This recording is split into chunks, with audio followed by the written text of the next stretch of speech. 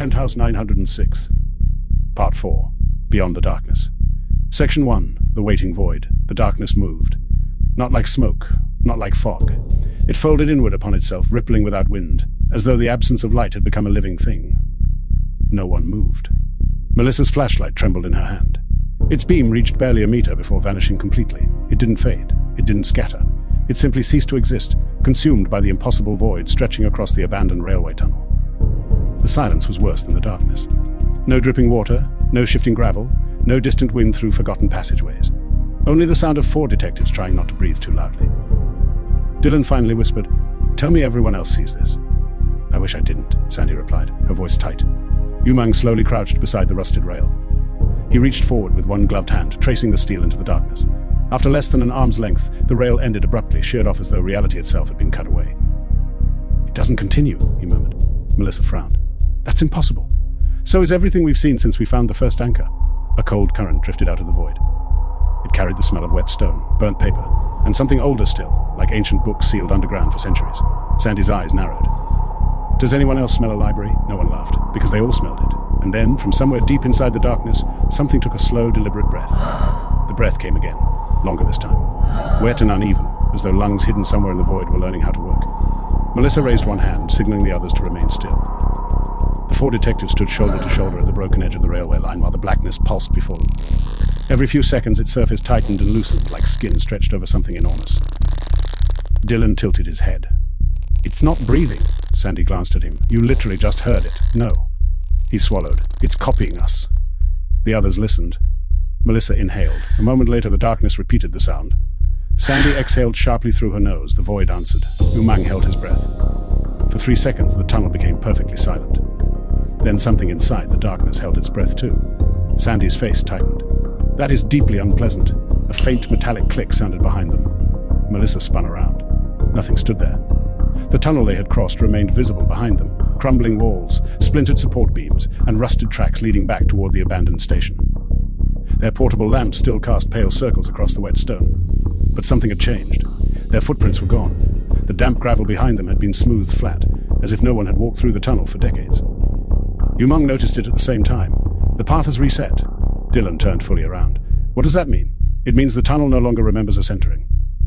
Sandy stared back toward the distant bend. "Then let's remind it." She stepped away from the group and dragged the heel of her boot through the gravel, carving a deep line across the tunnel floor. The moment she lifted her foot, the disturbed stones rolled back into place. Not quickly. One by one. Each pebble twitched, shifted, and returned to its original position with tiny scraping sounds. The line disappeared. Sandy stared down at the unmarked ground. "I'm going to stop touching things." "That would be a historic first," Dylan muttered. She gave him a look.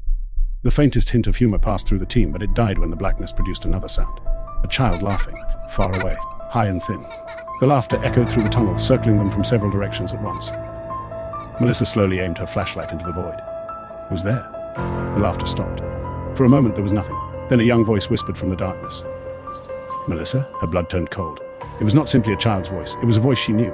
A voice buried beneath years of memory. She took one involuntary step forward.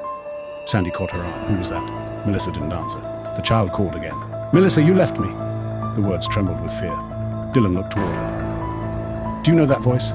Melissa's jaw tightened. "No, it was a lie. Everyone knew it." The darkness rippled. A small silhouette appeared several meters inside the void. A little girl, barefoot, wearing a pale nightgown. Her face remained hidden beneath long, wet hair. Melissa stopped breathing. The child raised one hand. "Please." Sandy tightened her grip on Melissa's arm. "That thing knows you. It knows all of us," Umang said. Another silhouette emerged, this one taller. A man standing with his back toward her. Dylan's expression collapsed. No. The man wore a dark jacket with one shoulder torn open. Blood soaked the fabric. His head hung at an unnatural angle. Dylan stumbled backward. Sandy looked from the figure to him. "Who is it, my brother?" The figure slowly turned. Its face remained obscured by shadow. Dylan shook his head. "He died 11 years ago." The dead man lifted one arm and pointed deeper into the darkness. Then a third figure appeared. A woman sitting on the ground, knees pressed against her chest. Sandy's face went pale. The woman rocked back and forth, whispering something too softly to understand. Sandy's hand slipped from Melissa's arm. "No." Melissa grabbed her wrist before she could move forward. "Who is she?" Sandy stared at the seated figure. "My mother." The woman stopped rocking, her head turned. Even through the darkness, Sandy could see that her mother's eyes were missing. Two black hollows stared back at her. Umang stepped between Sandy and the void. None of them are real. The darkness responded in a chorus of familiar voices. None of us are real. A fourth shape emerged. Unlike the others, it stood directly at the edge of the void. A young man in a white shirt. His face was turned toward Umang. Umang's shoulders stiffened. Melissa glanced at him. "Who do you see?" For several seconds he said nothing, then he whispered, "Myself." The figure stepped into the light. It was Umang. Not a distorted version. Not an imperfect copy. Every detail matched: the tired eyes, the dust on his coat, the shallow cut above his eyebrow. The duplicate smiled. The real Umang did not. "You don't belong with them," the copy said. Umang stared at it. The voice was exact. "They trust you because they need your mind. But when the fear comes, they look to Melissa. When they need courage, they look to Sandy. When they need instinct, they look to Dylan." The duplicate tilted its head. "What do they look to you for when there is nothing left to solve?" "Enough," Melissa said. The copy ignored her. "You already know how this ends, Umang." Its smile widened. "You calculate the way out. You save them. And then they leave you behind." Umang raised his flashlight and aimed it directly into the duplicate's face. The beam passed through it. The figure broke apart into hundreds of black threads that whipped backward into the void. The other apparitions vanished with it. The tunnel returned to silence. Umang lowered the flashlight. Sandy looked at him. "You all right?" "No." His answer came quickly, honest and flat. "But neither are any of you." No one argued. Melissa turned back toward the void. "It's reading us." "Not just reading," Dylan said. "For what?" Sandy asked. A deep vibration traveled through the railway tracks beneath their boots. Rust flaked from the metal. The tunnel walls groaned. Then, somewhere inside the darkness, a bell rang. One clear metallic chime. The black surface split down the side. A narrow path appeared. Not an opening in the void, but a corridor carved through it. On the other side stood an enormous stone doorway illuminated by rows of candles. The railway tracks continued through the passage and disappeared beneath the doorway. Above the entrance, words had been cut into the stone. The lettering was ancient, but the meaning entered their minds before any of them could translate it. "Only what is forgotten may enter." Dylan read it aloud. "That sounds less like an invitation and more like a threat." Umang studied the edges of the opening. The darkness curled around the path but did not cross it. "It has created a boundary, or a mouth," Melissa said. She looked behind them again. The tunnel remained empty. Their path back still existed, but it no longer felt like an escape. The darkness had erased their footprints. It had reached into their memories. It had shown them people who should not have been there. Going back would not undo any of it. Melissa checked the magazine in her weapon. "We move together." Sandy drew her pistol. "And if one of us sees something, we say it immediately. What if it looks like one of us?" Dylan glanced at Umang. "We ask a question only the real person would know." Umang shook his head. "It has already accessed our memories. Personal questions may be useless." "Then what do you suggest?" "Behavior," Melissa understood. "It can copy what we remember. That doesn't mean it understands who we are now." Sandy nodded slowly. "So we watch how everyone acts. And if someone acts wrong?" Dylan asked. Melissa looked into the path. "We don't hesitate." The team moved forward. The moment Melissa crossed the boundary, every sound behind her disappeared. She could no longer hear the dripping tunnel or the shifting gravel beneath Sandy's boots. Even the storm far above them, which had occasionally rumbled through the old railway structure, vanished. Inside the passage, silence had weight. It pressed against her eardrums and filled the spaces between her thoughts. Sandy crossed next, then Umang. Dylan entered last. The opening sealed behind him. Darkness closed over the tunnel like a wound healing. Dylan immediately turned. "There's no way back." Melissa faced the stone doorway. There never was. They followed the tracks. The passage was only wide enough for two people at a time. Melissa and Sandy took the lead, while Umang and Dylan followed several steps behind. The darkness on both sides moved with them. Shapes formed inside it. Hands, faces, open mouths. Each appeared for only an instant before melting away. Sandy kept her eyes forward. "Do not look left." Melissa glanced toward her. "What do you see?" "Nothing I'm willing to describe." From the other side, Dylan whispered, "Don't look right either." Umang looked at neither. He studied the rails. "There are markings here." Melissa stopped. Thin symbols had been carved into the metal at regular intervals.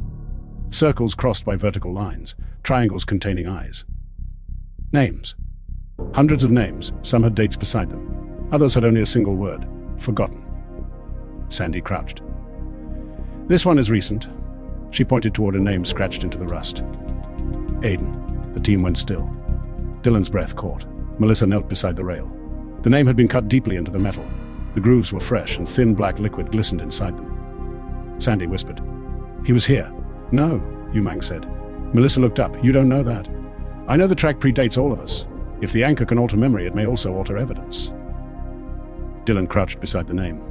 "Or someone brought Aiden here before we ever met him." The black liquid inside the lettering began to bubble. Melissa stood quickly. Move. The name split open. A hand burst through the rail. Pale fingers clawed at the air. Sandy fired once. The bullet struck the wrist. Instead of blood, pages exploded from the wound. Hundreds of tiny strips of paper spiraled through the corridor. Each carried a fragment of handwriting. Melissa caught one against her coat. Don't let them remember me. The hand retreated into the rail. The opening sealed. The name remained. Dylan picked up another strip. His face changed. What does yours say? Sandy asked. He showed it to them. The collector has no face.